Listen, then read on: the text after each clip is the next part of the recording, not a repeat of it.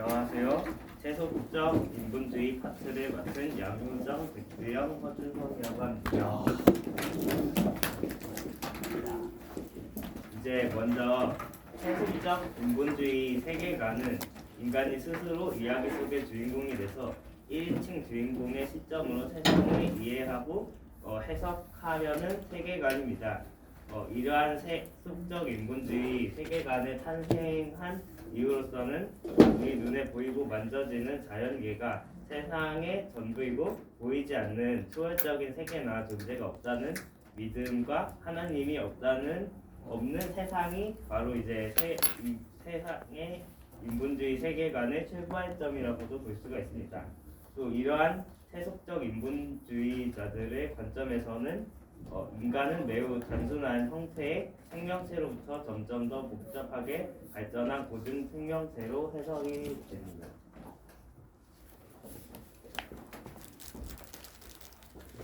세속적 인본주의 세계관에서 문제는 왜 발생하는가? 세속적 인본주의 세계관에서 문제 발생의 원인은 무지입니다. 무지의 이유는 진화의 과정 속에서 필연적으로 발생하는 부작용이거나 아직 충분히 진화하지 못했기 때문인데요. 세속적 인본주의자들의 관점은 인류는 끝없이 진보한다는 것입니다. 그리고 그 인류 문명의 진보를 막는 요소가 종교라고 말하는데 인간은 하나님이 없어도 문제를 스스로 해결할 수 있다고 생각하고 그 여러 가지 미신들이나 무속 종교가 과학적 무지의 산물이라고 하는데 기독교 역시 그들과 같은 미신의 일종이라고 생각합니다.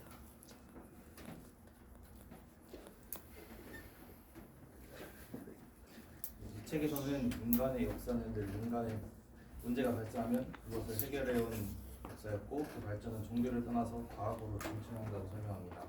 그것이 세상의 가장 발전이기 때문에 앞으로 계속 그럴 것이고 궁극적으로는 모든 것이 해결된 유토피아를 맞이하게 될 것이라고 믿습니다.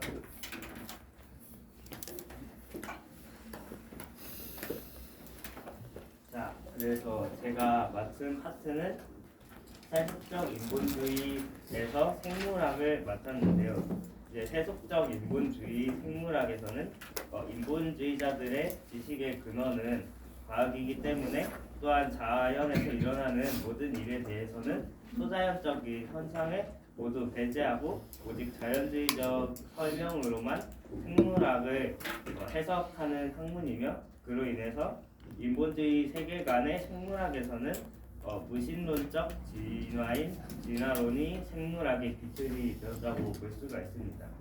그래서 인본주의자들은 크게 6가지 주장으로 세속적 인본주의 생물학을 설명하고 있는데 첫 번째는 자연 발생설이라는 주장입니다.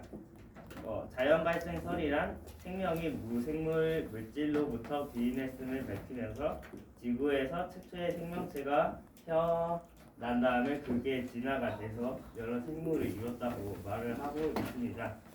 그러나 이런 자연 발생의 개념은 파스테르의 실험으로 인해서 무생물이 생물로 변화할 수 없다는 것이 밝혀졌고 또한 종의 기원을 쓴 다윈조차 지구상의 모든 생명체가 처음 탄생한 생명체가 생명의 숨결이 불어넣어진 저 생명체로부터 탄생했다고 설명하고 있는데 이런 설명에서도 신적 존재가 들어가기 때문에 자연 발생설이 아직 완벽하게 설명이 되지 않았다는 것을 알 수가 있습니다. 또한 두 번째 이론으로는 자연 도태가 있는데 자연 도태는 경쟁과 포식자, 지위, 시간 등의 다양한 요인으로 인하여 생존에 가장 적합한 종만 살아남고 번식을 하였다는 이론입니다. 그러나 이런 인간의 경우에는 임의적으로 교배를 해서 선택 과정을 의도적으로 제어하여 좋은 방향으로 개선을 시킬 수 있지만 자연은 어떠한 목적도 가지고 있지 않고 시각도 없기 때문에 자연적으로 개선됐다는 것에는 무리가 있다고 볼 수가 있습니다. 또 세 번째로 생존과 존재를 위한 투쟁으로 나타내는데 이 주장에서는 생존을 위해서 준비를 갖춘 생명체들이 존재를 위한 경쟁에서 이길 수 있을 것이다 라는 개념이 내재되고 있습니다.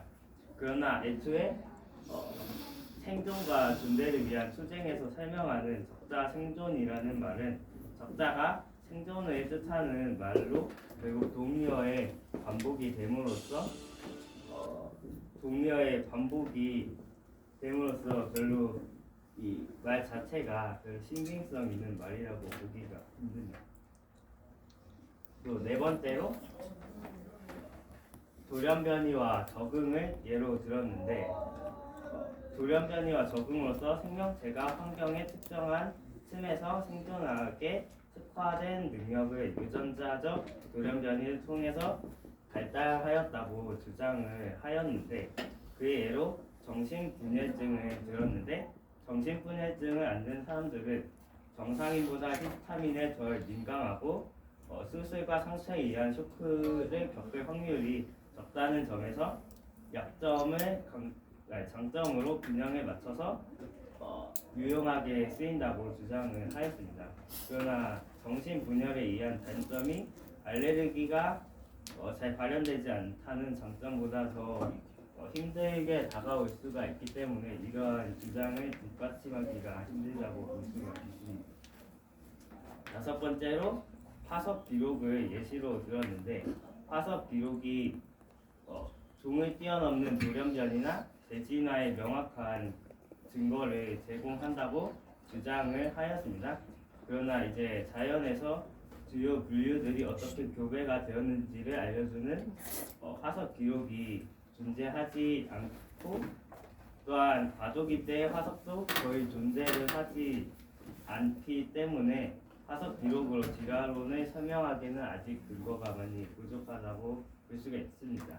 마지막 증거로 단속 평형 이론이라는 게 있는데 단속 평형 이론은 화석 기록을 진화적 거품집에 끼워 맞추는 이론으로서 한 종족에서 다른 종족으로서의 변화가 지질학적으로 정확한 화석 자료가 남기에는 너무 빠르게 일어났기 때문에 결국에 화석 자료가 남지 않는 것이라고 설명하고 있습니다. 그러나 수많은 영속적이고 미미한 개선을 통해서 진화해 왔다는 다윈의 주장과는 완벽한 대척점을 가지는 이론이기 때문에 아직까지는 이론이 서로 맞지 않는다는 문제점이 있습니다. 이처럼 인본주의자들은 진화론 세계관을 올바른 비관으로 진화를 사실로 가르친 것을 권장하고 있는데 그러나 톰슨은 큰 규모의 형태 합상의 변화가 축적될 수 있는 것에 대해서 의심이 제기되었고 또 마클로스는 진화론이 큰 규모의 혁신을 만들어낼 수 있는 기관을 아직 제공하지 못했다는 점에서 아직도 이 진화론에 관한 문제가 많이 제기가 되고 있습니다. 그다음에 인본주의 세계관의 사회학인데요. 먼저 인본주의 사회학은 초자연적인 것을 배제합니다. 과학주의가 먼저이기 때문에 예전에 있었던 전통이나 고정관념 같은 문제들을 최대한 없애고 보는데요. 그래서 리드 베인이라는 사람이 모든 형태의 초자연주의는 죽어가 나가고 있다. 과학은 300년에 걸쳐 초자연주의를 조금씩 파괴하고 있다고 반박했습니다. 사회학도 이것과 마찬가지로 가장 사람의 이성적인 힘으로 사회를 분석할 수 있습니다. 그래서 인본주의 세계관 사람들은 먼저 사람은 원래 선하지만 사회 시스템과 구조들로 인해서 악한 문제들이 발생할 수밖에 없다고 생각하고 사람은 그래서 실수를 많이 한다고 가정하고 사회 시스템을 바꿔야 하고 과학적으로 배신시켜야 한다고 주장합니다. 그래서 인본주의 사회학은 가족도 이제 시스템에서 위에서 만들어진 억압적인 것이라고 생각하고 일부 일처제도 해제하고 다른 방식을 찾습니다. 또한 교실에서 이렇게 학생들은 이거는 개인주의 생각인데 학생들에게 이런 인본주의 사회학을 가르치기 때문에 학생들한테 좀 안 좋을 수 있지 않을까 생각하고 그래서 결국에는 이 사람들은 이런 사회를 변화시키려는 과정을 자아실현이라고 합니다.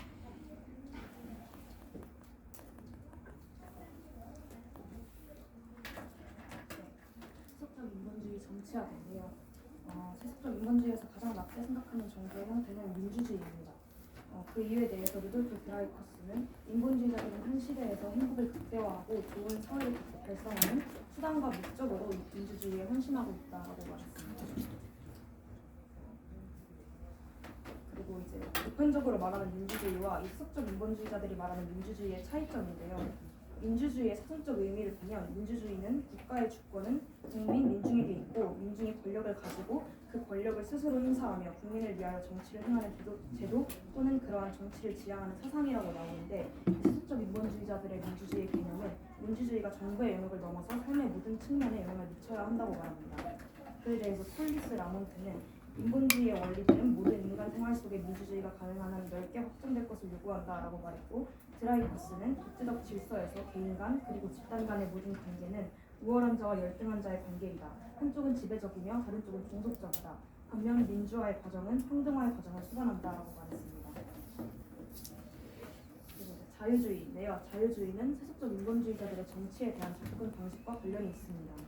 자유주의는 세속적 윤리와 정부의 강력한 제어력에 기초한 정치적 전통인데, 그에 대한 특정 정책들을 이제 보여드리자면 낙태에 대한 여성의 권리, 동성 결혼의 촉진과 같은 도덕적 사안, 여성을 위한 평등권, 가난한 자를 돕기 위한 부의 재분배, 사업에 대한 과중한 단속, 차별 철폐 조치, 이러한 정책과 같은 평등권 사안도 포함됩니다.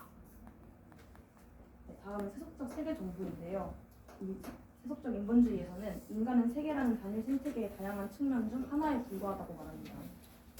티모시 마딜간이라는 사람은 인본주의는 지구란 행성이 단일한 생태계로 여겨져야 한다고 주장하는데, 이 말은 지구를 임의의 분리된 국가로 나눈 뒤 각각의 국가가 스스로 만족스럽게 경영하리라고 희망하는 것이 가능하지 않다는 뜻이다라고 말했습니다. 그들은 이 모든 이들이 한 공동체 속에서 국경이나 차별적 국가적 정책 없이 살아야 한다고 했습니다.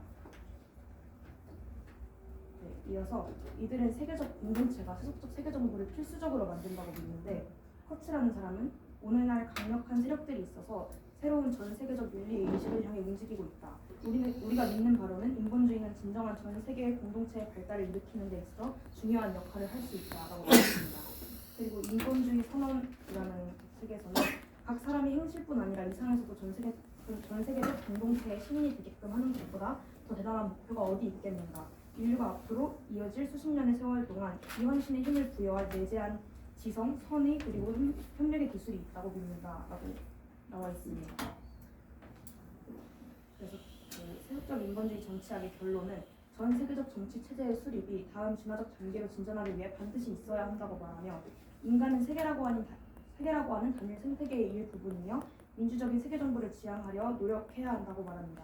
그리고 또한 전 지구적인 무장 해제와 유엔 세력의 발달은 전 지구적 정부의 발달에 있어 필수적인 중간 단계이다라고 말하고 있습니다.